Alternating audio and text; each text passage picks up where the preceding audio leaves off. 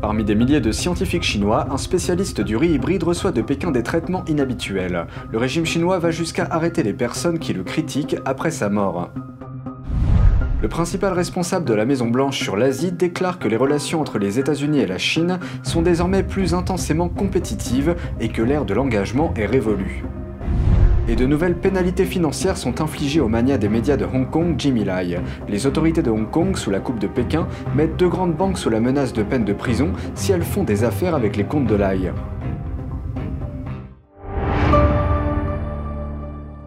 Bienvenue dans Regard sur la Chine, je suis Vladian Huitens. Avant de commencer, je vous rappelle que nous disposons d'une nouvelle chaîne YouTube sur Internet, NTD Actualité. Je vous invite à vous y abonner pour regarder les news.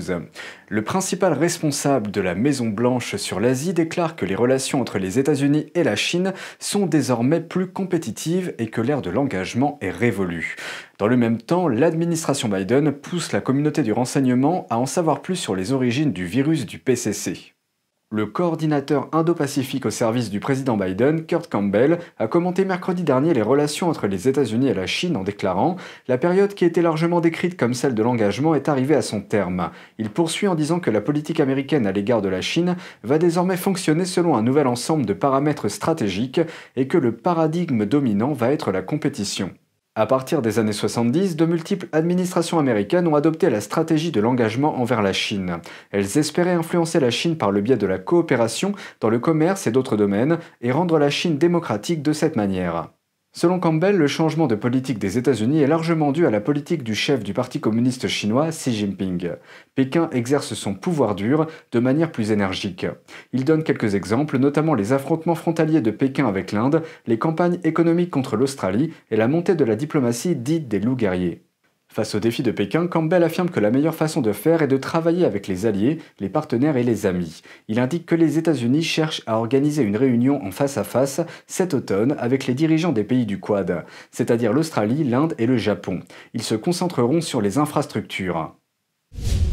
Les autorités de Hong Kong poursuivent leurs mesures de répression financière à l'encontre du magnat des médias Jimmy Lai. Elles menacent deux grandes banques de peine allant jusqu'à 7 ans de prison si elles traitent avec les comptes locaux de Lai. C'est ce qui ressort de documents consultés par Reuters. Le gouvernement de Hong Kong a pris de nouvelles mesures pour sévir contre Jimmy Lai, magnat des médias et fervent critique de Pékin. Selon une exclusivité publiée par Reuters jeudi dernier, le gouvernement a averti HSBC et Citibank de rester loin de ses comptes financiers. Le chef de la sécurité de la ville a envoyé des lettres à Lai ainsi qu'aux succursales de HSBC et de Citibank au début du mois, menaçant les banques d'une peine de prison pouvant aller jusqu'à 7 ans pour quiconque traiterait avec les comptes locaux du magnat des médias. Cette nouvelle intervient après que les autorités de Hong Kong ont gelé la participation majoritaire de Lai dans son entreprise de médias Next Digital ainsi que 3 autres comptes, en appliquant la vaste loi chinoise sur la sécurité nationale de la ville. Cette décision pourrait entraver toute tentative du militant pro-démocratie de rapatrier ses avoirs à l'étranger et de soutenir le journal Next, qui se retrouve en difficulté. Cette décision fait craindre que la loi sur la sécurité nationale ne s'étende désormais au secteur bancaire et à la gestion de patrimoine. Lai n'a pas pu être joint pour un commentaire, HSBC a refusé de commenter, tandis que Citibank a déclaré qu'elle ne pouvait pas faire de commentaires sur les comptes des particuliers. Cette décision intervient également à la veille de la condamnation de Lai pour des accusations liées à un rassemblement non autorisé lors de la fête nationale chinoise en 2019. Lai a déjà été condamné à 14 mois de prison pour avoir participé à des rassemblements non autorisés plus tôt cette année-là, au plus fort des manifestations anti-gouvernementales de Hong Kong. Lai fait partie des arrestations les plus médiatisées effectuées en application de la loi sur la sécurité nationale. Il fait face à 3 chefs d'accusation, dont celui de collusion avec un pays étranger. Parmi des milliers de scientifiques chinois, un spécialiste du riz hybride reçoit de Pékin des traitements inhabituels. Le régime chinois va jusqu'à arrêter les personnes qui le critiquent après sa mort. Le célèbre scientifique chinois Yuan Longping est décédé il y a quelques jours après avoir passé des décennies à faire des recherches sur le riz hybride. Les médias d'État chinois le saluent comme le père du riz hybride. Certains internautes chinois commentent son décès. Un dissident de Pékin a déclaré aux médias américains Radio Free Asia « La plupart des gens qui commentent sont des gens rationnels et ils ne visent pas personnellement Yuan Longping. C'est juste que les gens n'aiment pas voir comment les autorités l'idolâtrent et le déifient, faisant croire que le peuple chinois va mourir de faim sans lui. » Le régime a arrêté au moins 7 internautes dans 5 régions chinoises, dont celle de Pékin, pour avoir publié des opinions critiques à propos de Yuan sur les réseaux sociaux. Un internaute a déclaré sur l'application de messagerie chinoise WeChat que Yuan avait modifié génétiquement le riz et donc transformé les cultures en esclaves. Ce commentaire semble faire allusion à un régime autoritaire. Certains internautes qui commandent sur la plateforme de réseaux sociaux chinoise Weibo risquent également des sanctions. La plateforme de réseaux sociaux a annoncé il y a quelques jours qu'elle allait bloquer définitivement des dizaines de comptes. L'avertissement indique que Weibo a une tolérance zéro pour les personnes qui déforment, diffament ou nient l'héroïsme de Yuan. Yuan a longtemps soutenu le régime communiste en tant que non-membre du parti, puis il a été membre d'un comité de haut niveau du PCC. Les médias d'État chinois le présentent comme un héros national et affirment que Yuan a sauvé des centaines de millions de personnes dans le monde en augmentant la production de riz. Le leader du PCC, Xi Jinping lui-même, chante les louanges de Yuan. Après la mort de Yuan, Xi a demandé aux membres du Parti communiste, aux cadres et aux scientifiques d'apprendre de Yuan.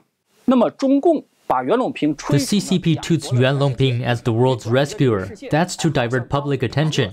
It sounds as if the Great Chinese Famine never happened and no one died from it, and the Communist Party saved people again.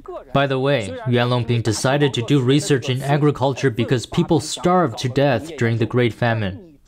La Grande Famine chinoise a débuté en 1959 et a duré 3 ans, à l'époque où Mao Tse-tung dirigeait la Chine. Les historiens pensent que l'échec des politiques de Mao a été à l'origine de cette catastrophe. Il y a quelques années, Yuan s'est rappelé ce qui s'est passé pendant la famine lors d'une interview. During those 3 years, we struggled a lot in Hunan province. I saw with my own eyes 5 people that died of hunger. They were lying on the farmland, by the curb, and under bridges. Tens of millions of people starved to death. Pékin n'a jamais publié le bilan des victimes de la Grande Famine, mais divers historiens estiment que le nombre de morts varie entre 20 et 55 millions. Les autorités chinoises ont refusé l'entrée des diplomates australiens au procès d'un citoyen australien jeudi dernier. Pékin a accusé d'espionnage l'écrivain australien d'origine chinoise Yang Hengjun. Écrivain politique et romancier, il est détenu par Pékin depuis plus de 2 ans. L'ambassadeur australien en Chine a tenté d'entrer dans le tribunal de Pékin conformément à un pacte consulaire. Unfortunately, we've just been denied entry to the court. The reason given was because of the pandemic situation. But the Foreign Ministry has also told us that it's because it's a national security case. Therefore, we're not permitted to attend the trial. L'ambassadeur a déclaré que l'affaire manque de transparence et qu'il s'agit d'un cas de détention arbitraire. Les autorités chinoises n'ont pas divulgué de détails sur l'affaire, comme l'agence pour laquelle Yang aurait travaillé. S'il est reconnu coupable, Yang risque au moins 10 ans de prison. Le procès à huis clos devrait encore détériorer les relations entre les deux pays. Les autorités chinoises ont arrêté Yang au début de 2019 dans un grand aéroport chinois. Yang était un blogueur influent et a écrit des articles appelant à la démocratie en Chine. Les autorités chinoises auraient torturé et interrogé Yang des centaines de fois pendant sa détention. Le commerce britannique s'est déplacé. La Chine est désormais le marché le plus important du Royaume-Uni en termes d'importation. Aujourd'hui, la Chine est le plus grand importateur au Royaume-Uni. Elle remplace l'Allemagne. Le Bureau des statistiques nationales du Royaume-Uni, ou ONS, indique que de 2018 au premier trimestre de cette année, les biens importés de Chine ont augmenté de 66%. C'est une augmentation de près de 17 milliards de livres. Dans la même période, les importations allemandes ont chuté d'environ un quart pour atteindre 12,5 milliards de livres. La pandémie a augmenté la demande de biens chinois comme les équipements de protection. L'année dernière, la Chine a importé davantage d'appareils électriques et de vêtements au Royaume-Uni. La Chine a été la première grande économie à connaître une croissance en 2020. Le commerce de l'UE a également été perturbé par le Brexit. Le Bureau des statistiques indique que les importations allemandes vers le Royaume-Uni ont commencé à reculer en avril 2019. L'industrie automobile allemande s'est également effondrée depuis que la pandémie a entraîné une diminution des importations.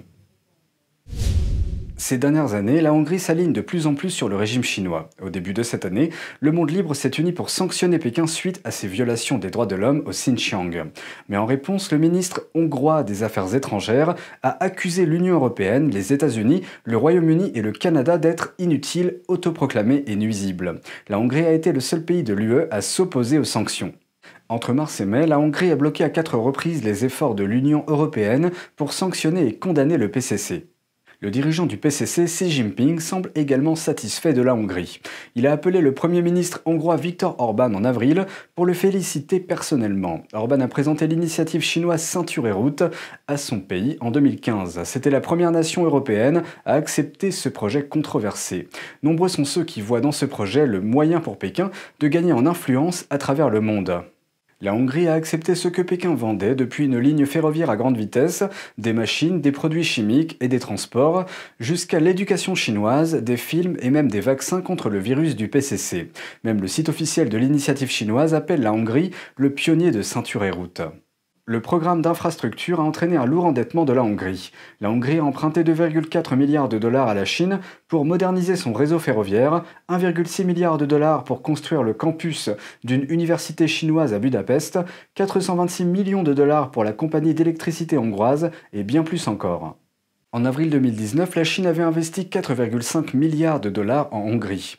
C'est le montant le plus élevé d'Europe. Selon les critiques hongrois, le prêt sur le projet ferroviaire générera des intérêts de 500 à 800 millions de dollars.